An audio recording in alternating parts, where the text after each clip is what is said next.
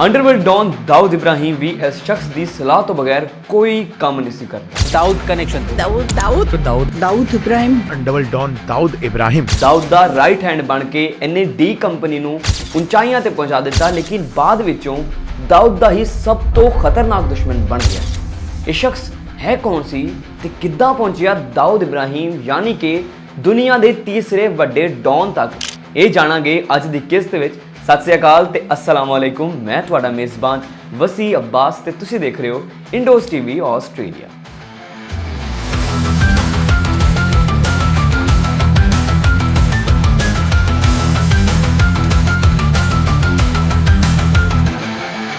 नाज़रीन, मुंबई शहर जिहड़ा अपनी तामीरात तो ज़्यादा अपनी फिल्मां लई पछाणिया जाता है ते दुनिया की दूसरी वड्डी इंडस्ट्री विच भी जाणिया जाता है। 1975 च रिलीज़ हुई शोले ने ते फिल्मां नूं एक नवां ही रुतबा दिता ते सिनेमा घरां दे बाहर भीड़ लगन लग पई। लोग जदों भी वेले हुंदे ते फिल्म वेखण लई जरूर पहुंच जांदे, लेकिन हाउसफुल होण दी वजह तो लोकां नूं सीटां नहीं सी लभदियां। कुछ लोगों ने इस चीज़ नूं भी अपना धंधा बना लिया, उन्होंने एक्सट्रा टिकटां खरीद के रख लेनियां ते जदों हाउसफुल हो जाना ते लोकां नूं ओह ब्लैक च बेचणियां, यानी कि उहदी रकम वधा देनी ते कहना कि तुसीं फिल्म वेखणी जे ते साडी टिकट खरीदो। इस चीज़ के उत्ते कार्रवाई करने लई 1989 विच पुलिस ने रेड की सरकार सिनेमे दे उत्ते। पुलिस की कार्रवाई उन्हां उत्ते सी जिहड़े ब्लैक टिकटां सरकार सिनेमे दे बाहर वेच रहे सी। उन्हां विचों सारे लोग दौड़ गए, लेकिन एक शख्स ऐसा होया जिन्हें पुलिस की लाठी उन्हां को खिंच के ते 5 पुलिस वालियां नूं मार मार के जख्मी कर दिता। इहदा नाम सी राजेंद्र शिवदास निकल जे AKA छोटा राजन। ये बंदा मुंबई की लोकल स्ट्रीट गैंग्स के नाल काम कर रहा सी ते छोटियां मोटियां चोरियां नूं अंजाम दिंदा सी, यानी कि ब्लैक च टिकटां वेचना, दुकानां लुटना, लोकां दी जेबां कट लेना ते रेलवे उत्ते जाके लोकां नूं धोखे ते फ्रॉड करना। इस तरीके दे नाल अपनी गैंग्स दे नाल मिलदा मिलदा एक ऐसे बंदे नूं मिलिया जिहड़ा दाऊद दे सब तो ज़्यादा करीब सी ते इहदा गुरु मन्निया गया। इहदा नाम सी राजन नायर। राजेंद्र निकल जे इहदी शख्सियत तो इन्ना क मुतासर होया कि उन्हें अपने आप नूं भी राजन कहना शुरू कर दिता ते इहदा नाम बन गया छोटा राजन ते राजन नायक नूं लोग कहण लग गए वड्डा राजन। नाज़रीन, कहंदे ने क्रिमिनल की जिंदगी ऐसी दलदल है जिन्हां चों उन्हां दी मौत तो इलावा कोई नहीं कट सकती। राजन नायक नाल भी इदां ही होया। अब्दुल कांजू नामी एक गैंगस्टर ने उन्होंने सड़क के उत्ते 4 गोलियां मार के मार दिता।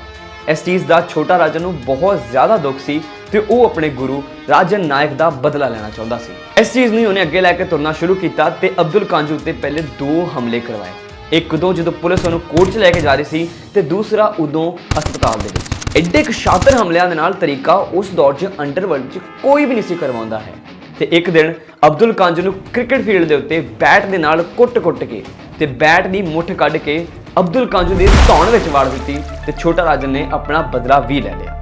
इस सीजन के नाल वो अंडरवर्ल्ड के शहनशाह दाऊद इब्राहिम की नजरां च आ गया। छोटा राजन दाऊद का राइट हैंड माना जाता था। दाऊद और छोटा राजन दाऊद इब्राहिम और छोटा राजन दाऊद इब्राहिम तो राजन आपसे बड़ा बनना चाहता है भाई। जो दाऊद इब्राहिम ना ओदी पछाण हुई तो वो दाऊद इब्राहिम के इन्ना करीब हो गया कि दाऊद उस तो पूछे बगैर कोई भी हमला नहीं सिखाता। दाऊद छोटे राजन के दिमाग तो इन्ना इंप्रैस होया कि उन्हें उन्होंने अपनी गैंग का मैनेजर मुतारफ करवा दिता।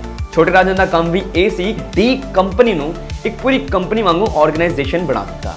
हर गैंग मैंबर नूं ओहदा अहुदा मिलदा ते ओहदे मुताबिक ही उन्हें सैलरी मिलती ते ओहदे घर दा बाहर दा कि वो गद्दारी भी ना कर जे, इस चीज़ का ख्याल भी छोटा राजन ने रखन लग गया। होर ते होर उन्हें गैंग दे विच एक नवां बिजनेस भी मुतारफ करवाया जिन्हों असी अज भद्दे दे नाम तो जानते हैं। जी हाँ नाज़रीन, हफ्ता। हर दुकानदार, हर रेस्टोरेंट, हर बिल्डर नूं, हर कंस्ट्रक्शन साइट नूं हफ्ता देना पैंदा सी, नहीं ते अगले दिन ही उन्हां दी दुकान दे बाहर उन्हां दा जिस्म लमकिया हुंदा सी। छोटा राजन हौली हौली करके डी कंपनी नूं इन्नियां उचाइयां ते लै गया कि दाऊद ये सोचने मजबूर हो गया कि दाऊद इब्राहिम की कंपनी डी कंपनी दुनिया की तीसरी सब तो वड्डी माफिया ऑर्गेनाइजेशन बन गई सी। नाज़रीन, 1999 विच भी डी कंपनी विच 5000 लोग वर्कर सीगे। जिता जिता छोटा राजन कामयाब हो रहा सी, कुछ लोग उस तो जैलस हो रहे सी, जिन्हां विच नाम आया छोटा शकील दा। जी हाँ, जिदा कि छोटा राजन दाऊद दा राइट हैंड सीगा, उदा ही दाऊद दा लेफ्ट हैंड छोटा शकील। उन्हें कुछ लोगों के नाल मिलकर दाऊद के कन्न भरने शुरू कर दिते, ये कह गया कि ये बंदा तेनों साइड ते करके तेरा बिजनेस हथिया लेगा ते तेनों अगे जाके बहुत ज़्यादा नुकसान देगा। छोटा शकील ते साथियों की गल्लां ते दाऊद ने पहले तो जरा भी यकीन नहीं किया, लेकिन हौली हौली उन्होंने दाऊद की दुख की नब्ज़ के उत्ते हथ रख दिता। ये कह के कि उसकी सब तो प्यारी भैन हसीना पारकर के खामद इब्राहिम पारकर नूं उहदे दुश्मन अरुण गावली, जिन्हें पहले दाऊद लई ਉਹਦੇ ਦੁਸ਼ਮਣਾਂ ਨੂੰ ਮਾਰਿਆ ਤੇ ਹੁਣ ਦਾਊਦ ਦਾ ਸਭ ਤੋਂ ਵੱਡਾ ਦੁਸ਼ਮਣ ਬਣ ਗਿਆ ਸੀ, ਉਹਨੇ ਉਹਦੀ ਭੈਣ ਨੂੰ ਬੇਵਾ ਕਰ ਦਿੱਤਾ ਸੀ। दाऊद चाਹੁੰਦਾ ਸੀਗਾ ਕਿ ਛੋਟਾ ਰਾਜਨ ਇਬਰਾਹਿਮ ਪਾਰਕਰ ਦਾ ਬਦਲਾ ਲਵੇ, ਲੇਕਿਨ ਉਸ ਤੋਂ ਪਹਿਲੇ ਛੋਟਾ ਸ਼ਕੀਲ ਨੇ ਕਿਹਾ ਕਿ ਉਹ ਉਹਦਾ ਬਦਲਾ ਲਏਗਾ। ਇਹਦਾ ਅੰਜਾਮ ਇਹ ਹੋਇਆ ਕਿ 12 ਸਤੰਬਰ ਨੂੰ ਹਸਪਤਾਲ ਦੇ ਉੱਤੇ ਅਰੰਗਾਲ ਉੱਤੇ ਹਮਲਾ ਕਰਵਾਇਆ ਗਿਆ, ਜਿਹਦੇ ਵਿੱਚ 500 ਤੋਂ ਜ਼ਿਆਦਾ ਲੋਕ ਜ਼ਖਮੀ ਹੋਏ। ਛੋਟਾ ਰਾਜਨ ਆਪਣੀ ਗੈਂਗ 'ਚ ਰਹਿ ਕੇ ਆਪਣੇ ਆਪ ਨੂੰ ਅਲੱਗਾ ਜਿਹਾ ਮਹਿਸੂਸ ਕਰਨ ਲੱਗ ਪਿਆ। ਉਹ ਸੋਚਣ ਲੱਗ ਗਿਆ ਕਿ ਮੇਰੇ ਮਸ਼ਵਰੇ ਤੋਂ ਬਗੈਰ ਇਨਸਾਨੀਅਤ ਦਾ ਕਤਲੇਆਮ ਖੁੱਲ੍ਹੇਆਮ ਕਰਨ ਦੇ, ਇਸ ਵਜ੍ਹਾ ਤੋਂ ਆਪਣੀ ਗੈਂਗ ਨਾਲ ਥੋੜਾ ਲਹਿਦਾ ਹੋ ਗਿਆ। ਨਾਲੇ ਛੋਟਾ ਸ਼ਕੀਲ ਜਿਹੜਾ ਉਹਦਾ ਸਭ ਤੋਂ ਵੱਡਾ ਦੁਸ਼ਮਣ ਬਣ ਰਿਹਾ ਸੀ, ਜਦੋਂ ਵੀ ਕੋਈ ਮਸ਼ਵਰੇ ਦਾ ਟਾਈਮ ਹੁੰਦਾ ਤੇ ਛੋਟਾ ਸ਼ਕੀਲ ਛੋਟੇ ਰਾਜਨ ਨੂੰ ਲਹਿਦਾ ਕਰ ਦਿੰਦਾ ਤੇ ਕਾਫਰ ਕਹਿ ਕੇ ਬੁਲਾਉਂਦਾ। ਇਸ ਗੱਲੋਂ ਵੀ ਛੋਟਾ ਰਾਜਨ ਹਿੰਦੂ ਸੀ, ਇਹਦੇ ਉੱਤੇ ਕੋਈ ਯਕੀਨ ਵੀ ਨਹੀਂ ਸੀ ਕਰਦਾ ਹੈ। ਇਸ ਤੋਂ ਬਾਅਦ ਇੱਕ ਐਸੀ ਘੜੀ ਆਈ ਜਿਹਨੇ ਦਾਊਦ ਇਬਰਾਹਿਮ ਨੂੰ ਦੁਨੀਆ ਦਾ ਤੀਸਰਾ ਵੱਡਾ ਗੈਂਗਸਟਰ ਬਣਾ ਦਿੱਤਾ ਤੇ ਛੋਟਾ ਰਾਜਨ ਨੂੰ ਉਹਦੀ ਕ੍ਰਾਈਮ ਦੀ ਦੁਨੀਆ ਤੋਂ ਅਲੱਗਾ ਕਰਨ ਦਾ ਇੱਕ ਵੱਡਾ ਮਰਕਜ਼ ਬਣਿਆ। ਜੀ ਹਾਂ, 1993 ਬੰਬੇ ਬਲਾਸਟ। ਦਾਊਦ ਇਬਰਾਹਿਮ ਇਹ ਚੰਗੀ ਤਰ੍ਹਾਂ ਜਾਣਦਾ ਸੀ ਕਿ ਛੋਟਾ ਰਾਜਨ ਵੀ ਇੱਕ ਹਿੰਦੂ ਹੈ ਤੇ ਹਿੰਦੂ ਜਜ਼ਬਾਤ ਨੂੰ ਛੇੜਨਾ ਉਹਦਾ ਕੰਮ ਨਹੀਂ ਸੀ ਹੈ।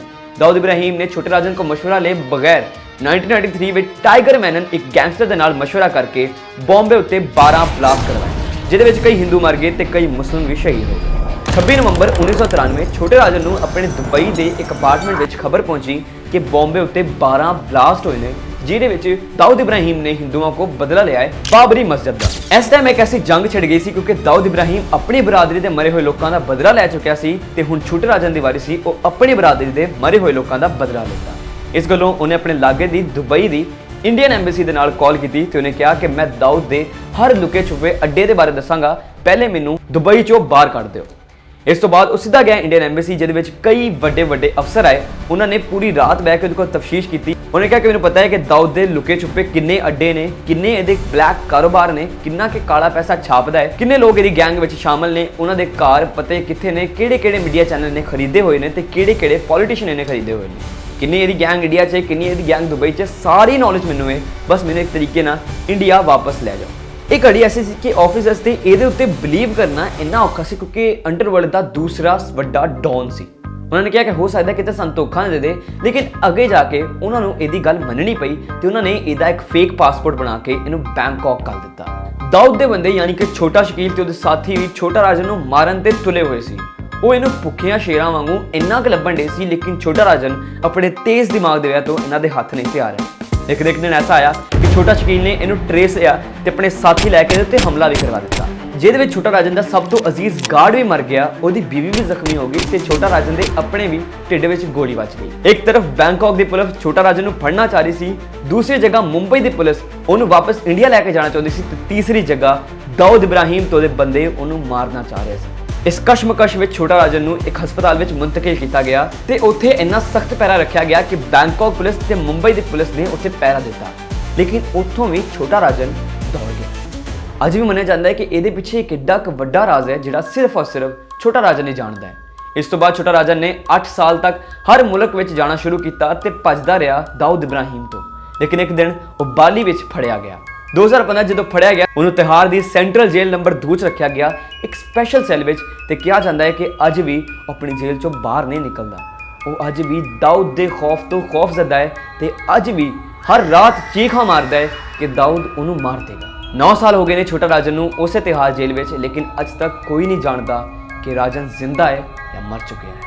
ਇਹ ਕਹਾਣੀ ਤੋਂ ਤੁਸੀਂ ਕੀ ਸਿੱਖਿਆ ਤੇ ਤੁਹਾਨੂੰ ਇਹ ਕਿਵੇਂ ਦੀ ਲੱਗੀ, ਇਹ ਆਪਣੇ ਖਿਆਲਾਂ ਤੁਸੀਂ ਸਾਨੂੰ ਜ਼ਰੂਰ ਦੱਸਣਾ। ਇਜਾਜ਼ਤ ਦਿਓ ਤੇ ਵੇਖਦੇ ਰਹੋ ਇੰਡੋਜ਼ ਟੀਵੀ ਆਸਟ੍ਰੇਲੀਆ।